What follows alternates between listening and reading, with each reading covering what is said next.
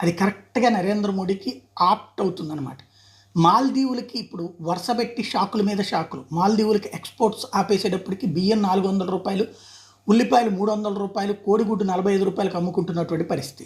అదే సందర్భంలో చైనా వాడేమన్నా ఆదుకుంటాడంటే ఆడిని ఆదుకోడు. అలాగే టూరిజం 5వ స్థానానికి పడిపోయినటువంటి పరిస్థితి. భారత్ నుంచి వెళ్ళే టూరిస్టుల సంఖ్య క్రమంగా దెబ్బతింటుంటాయి. ఇప్పుడు తాజాగా మన సముద్ర జలాల్లో మాల్దీవులోళ్ళు వచ్చేసి చేపల వేట చేసుకున్న మనం చూసి చూడనట్టు వదిలేసేవాళ్ళం. కానీ ఇప్పుడు మన సముద్ర జలాల్లోకి వాళ్ళని అనుమతించట్లేదు. దీంతో అక్కడ తిరుగుబాటు ప్రారంభమైంది. దాంతో ఇక మోడీ సర్కార్ మీద ఆగ్రహం వ్యక్తం చేసింది మాల్దీవులు.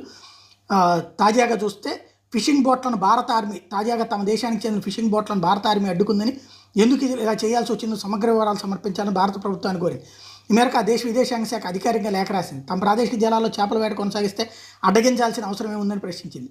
దీని మీద ఇప్పటిదాకా భారత్ స్పందించలేదు. జనవరి 31న ఈఈజెడ్లో